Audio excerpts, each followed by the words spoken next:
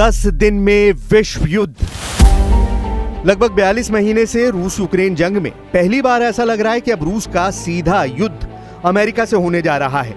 दावा किया जा रहा है कि राष्ट्रपति ट्रंप अगले 10 से 12 दिन में रूस पर बेहद सख्त कार्रवाई कर सकते हैं। दावे तो यहां तक किए जा रहे हैं कि रूस और अमेरिका के टॉप कमांडर अब बड़ी जंग की तैयारी कर रहे हैं और यही वजह है कि अब यूक्रेन युद्ध में खून खराबा बेहद खौफनाक होने लगा है।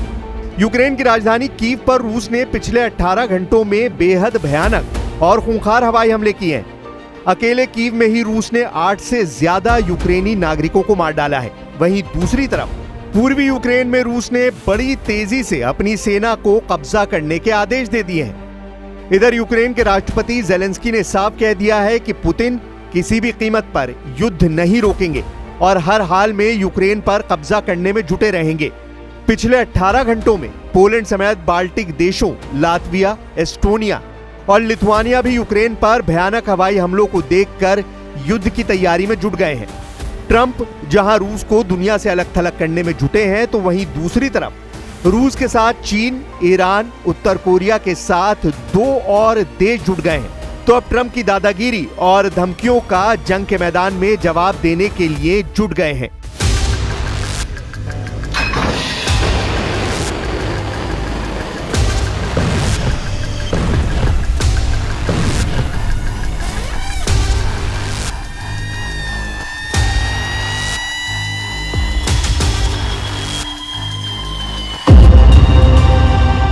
कीव पर प्रचंड हमला, धुआं धुआं यूक्रेन।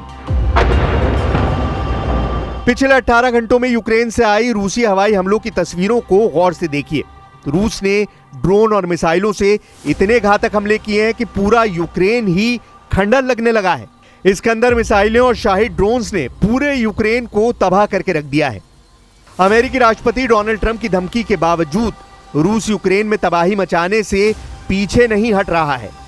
कल रात रूस ने एक जेल और अस्पताल पर ग्लाइड बम और बैलिस्टिक मिसाइलों से हमला किया, जिसमें 22 लोगों की मौत हो गई।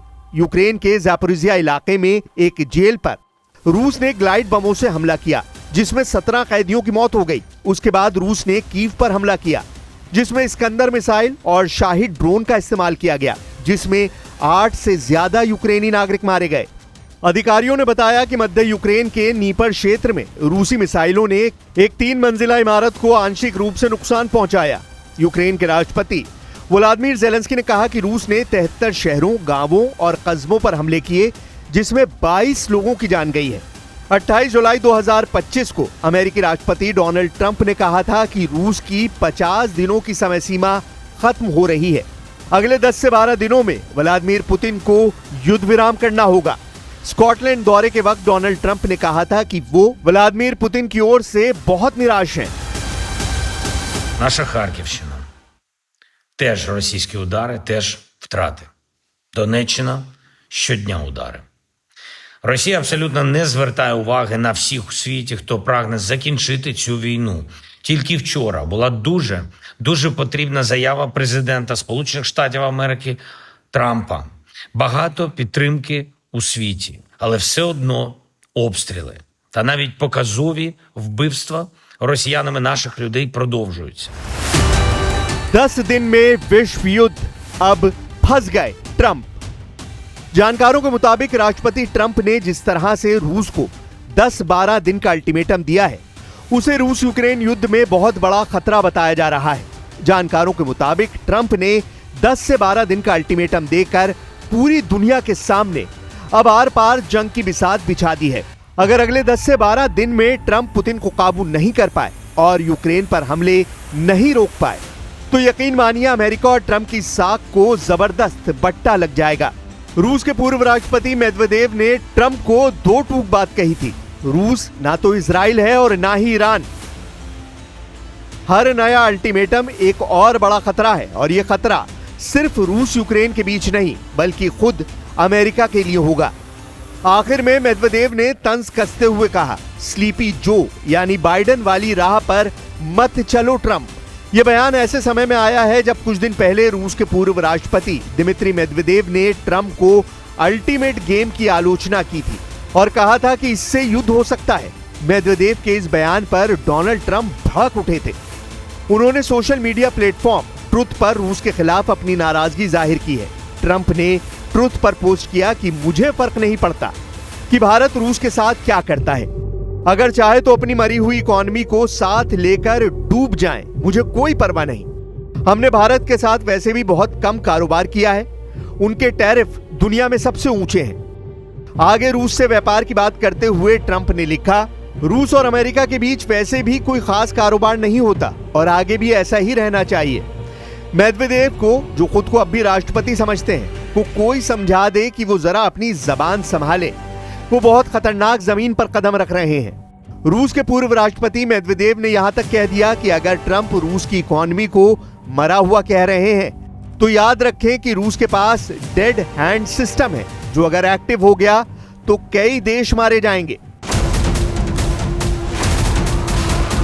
यूरो एशिया टाइम्स की एक रिपोर्ट में दावा किया गया है कि रूस ने यूक्रेन पर बेतहाशा हवाई हमले किए हैं। खुद राष्ट्रपति जेलेंस्की ने माना है कि 18 घंटे पहले रूस ने यूक्रेन पर 339 शाही ड्रोन से हमले किए हैं, जिससे पूर्वी और पश्चिमी यूक्रेन में भीषण तबाही हुई। सैकड़ों घर तबाह हुए, 13 से ज्यादा यूक्रेनी नागरिक मारे गए, बिजली घर और सैन्य अड्डे भी तबाह हुए हैं। यूरो एशिया टाइम्स की एक रिपोर्ट में यह भी दावा किया गया है कि रूसी सेना चुन चुनकर यूक्रेन में मौजूद पश्चिमी देशों के टैंक और लड़ाकू विमानों को तबाह कर रही है।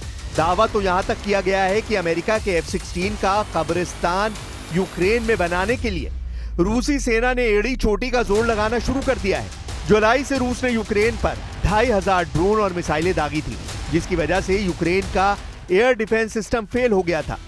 यूक्रेन के इस वक्त एयर डिफेंस में इस्तेमाल होने वाली मिसाइलों की भारी कमी हो गई है।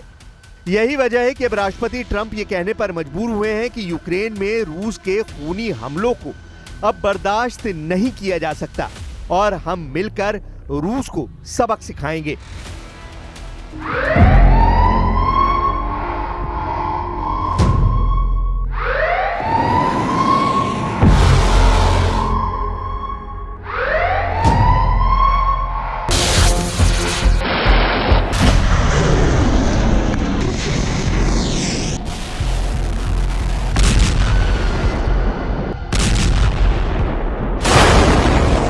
Well, I've been sort of letting people know I'm not happy about what's going on. It's a war that should have never happened. It should not happen now. They're losing. Now it's up. I've been saying 5,000. Now it's up to 7,000.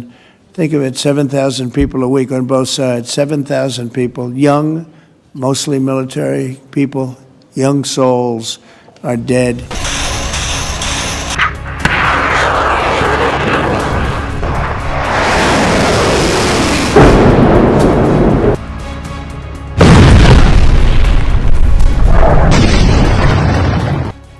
जरा 11 जुलाई की इन तस्वीरों को देखिए।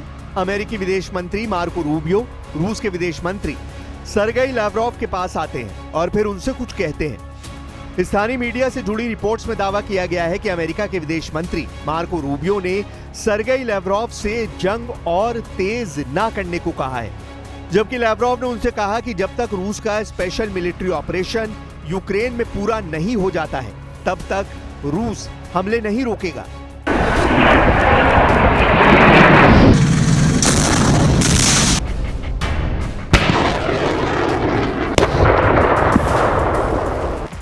रूस इसलिए भी बहुत नाराज है क्योंकि अमेरिका की शह पर ब्रिटेन, जर्मनी और फ्रांस रूस पर बड़े हमले की तैयारी में जुटे हुए हैं और यूक्रेन को भारी हथियार, घातक मिसाइलें और रॉकेट सिस्टम भेज रहे हैं।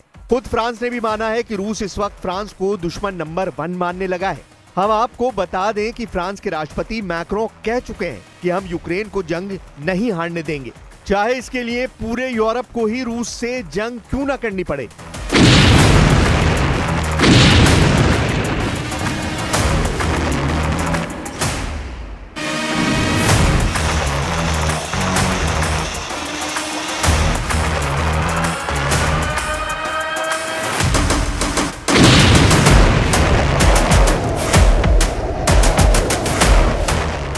फ्रांसीसी सेना प्रमुख जनरल थियरी बुखार्ड ने एक चौंकाने वाला बयान देते हुए कहा है कि रूस अब फ्रांस को यूरोप में अपना मुख्य दुश्मन मानता है।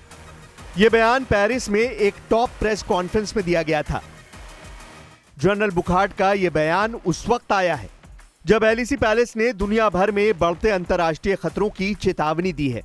थियरी बुखार्ड ने कहा कि यह धारणा रूस की ओर से इसलिए बनी है क्योंकि फ्रांस फरवरी 2022 में शुरू हुए पूर्ण रूसी आक्रमण के बाद से यूक्रेन का लगातार समर्थन करता रहा है।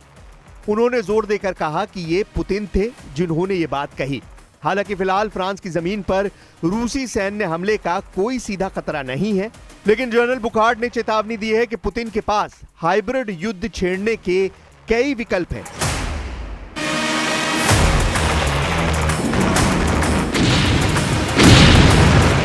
रूस यूक्रेन युद्ध को 3.5 साल से ज्यादा हो चुका है। पुतिन का मिशन पूरी तरह से यूक्रेन पर फोकस्ड है और यही वजह है कि रूस ने 1250 दिन से ज्यादा की जंग में यूक्रेन को धुआं कर दिया है। पिछले 24 घंटे में जिस तरह के खौफनाक और खूनी हमले रूस ने यूक्रेन पर किए हैं, उसने जेलेंस्की की बोलती बंद कर दी है। यूक्रेन के 51 से ज्यादा शहरों और गांवों पर भीषण हमला किया है। इस हमले में 20 से ज्यादा लोगों की जान चली गई और कई घायल हो गए। यूक्रेनी राष्ट्रपति व्लादिमीर जेलेंस्की ने इस हमले की निंदा करते हुए एक तीखा बयान जारी किया और अंतर्राष्ट्रीय समुदाय से तत्काल कार्रवाई की मांग की। जेलेंस्की ने ट्वीट कर कहा, हमारी आपातकालीन टीमें लगातार जमीन पर काम कर रही हैं, जहां जरूरत है वहां लोगों को राहत दी जा रही है। जेलेंस्की ने लिखा, रूसी हमले की भयावहता का अंदाजा इसी से लगाया जा सकता है कि रूस ने एक ही रात में लगभग 339 हमलावर ड्रोन से अटैक किए हैं। इसमें अधिकांश ईरान निर्मित शाहिद 136B ड्रोन थे जिन्होंने यूक्रेनी इलाकों को तबाह किया है। इसके साथ ही रूस ने करीब 70 बैलिस्टिक और क्रूज मिसाइलों से भी विभिन्न शहरों पर हमला किया। यूक्रेनी वायुसेना के मुताबिक रूस ने 14 इस्कंदर-M और KN-23 बैलिस्टिक मिसाइलों से हमले किए हैं। इसके अलावा 250 हमलावर शाहिद ड्रोन से हमले किए गए हैं। यूक्रेनी सेना का दावा है कि उसने यूक्रेन की 6 बैलिस्टिक मिसाइलों और 128 ड्रोन को मार गिराया। रूसी हमलों से यूक्रेन की राजधानी कीव समेत Zhytomyr, Khmelnytskyi, Ternopil, Chernihiv, Sumy, Odesa, Poltava, Dnipro, Mykolaiv, Kharkiv और चक्रासी क्षेत्र में भारी नुकसान हुआ है। У ніч на суботу було 339 шахедів. Вже ближче до вечора сьогодні знов повітряні тривоги, знов шахеди в небі. Значну частину наші воїни збивають, але, на жаль, не всі. Крім того, російська армія продовжує використовувати також сотні спеціальних дронів-імітаторів, шахедів в кожному своєму ударі. Завдання цих дронів – перевантажити протиповітряну оборону та ускладнити збиття шахедів. Це їхній свідомий і підлий терор.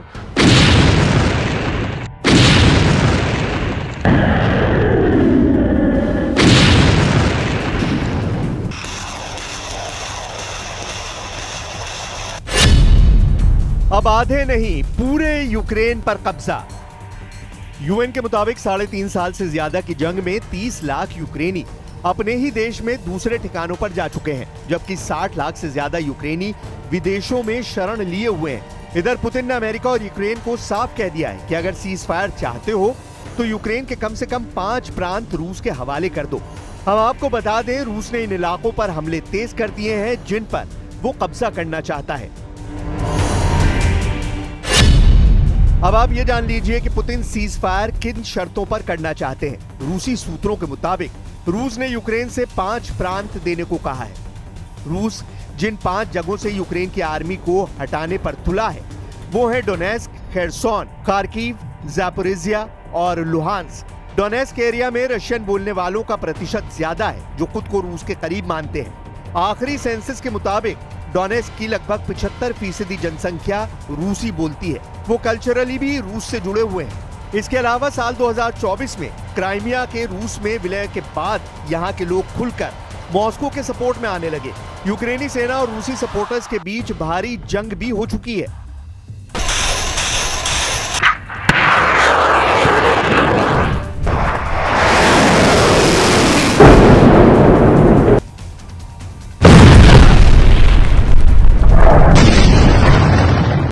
अब ऐसे हालात में आप अंदाजा लगाइए अगर रूस की तरफ से उत्तर कोरिया, ईरान और चीन भी जंग में उतर पड़ेंगे तो फिर अमेरिका और पश्चिमी देश रूस के खूनी हमलों से कैसे बच पाएंगे? और ऐसी स्थिति में यूक्रेन का सर्वनाश होना तय है।